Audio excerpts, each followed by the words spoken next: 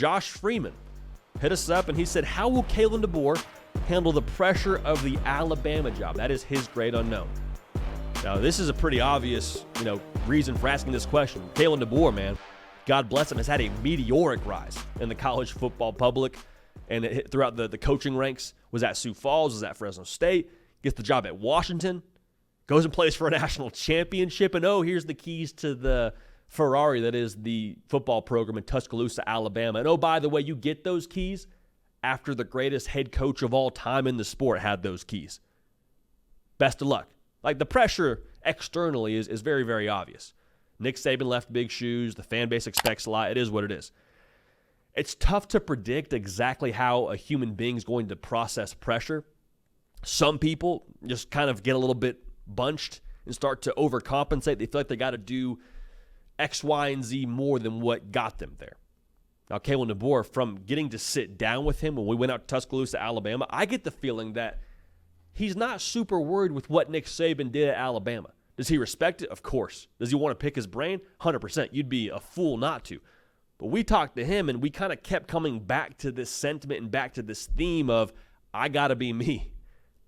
Kalen DeBoer's got to coach football the way that Kalen DeBoer does. It's got to be a Kalen DeBoer coached football team. And to be clear now, if you're an Alabama fan, you did not hire Kalen DeBoer to do his best Nick Saban impersonation. You want the same results for sure, but you did not hire him to walk in there, wear the straw hat at practice, say program. Like, that's not going to be Kalen DeBoer. Offense is going to look different. Defense is going to look different. Practice already looks different. We got music blaring. It feels a lot like the private school down the road just decided to not go with uniforms anymore. Everyone's like, is this okay? Are we allowed to do this? Yeah, you're allowed to do it. Kalen DeBoer played for a national title last year with Washington. God bless Washington. It's the state that I was born in, but the reality is the ingredients you have at Alabama is going to be a lot better than what you had in Seattle, Washington. It is what it is now. So the factor for success, I believe, for Kalen DeBoer, nothing to do with pressure. To me, I think Kalen DeBoer and pressure to me is just another word for standard. Like, really, if you think about it, that's what it is. And as much as the standard is extremely high at Alabama, I promise you, Kalen DeBoer and his standard is much higher. It's much higher. He expects more of himself, more of his football team than whatever national magazine is headlining or saying in their, preview exhibit that we get from them. Like, Kalen DeBoer's not worried about that.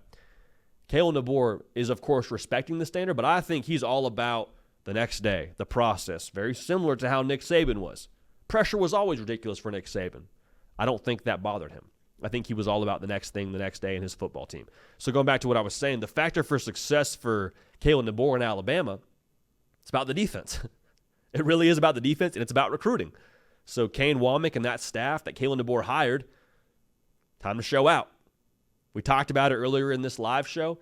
Since 2020, when Alabama won the national title, no team has allowed more than 20 points a game and won the national title.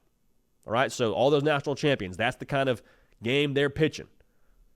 I feel like it's pretty fair to assume that's what it's going to take if you want to win in the future now with Alabama and Kalen DeBoer.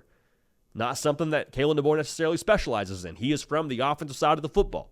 That's kind of his baby. But to be able to win national titles, we got to figure out how to be elite or higher in an elite fashion to coach that side of the ball defensively. Kane Womack could be the answer for you there. I think that'd be a perfect world, but, remains to be seen. We're going to find out.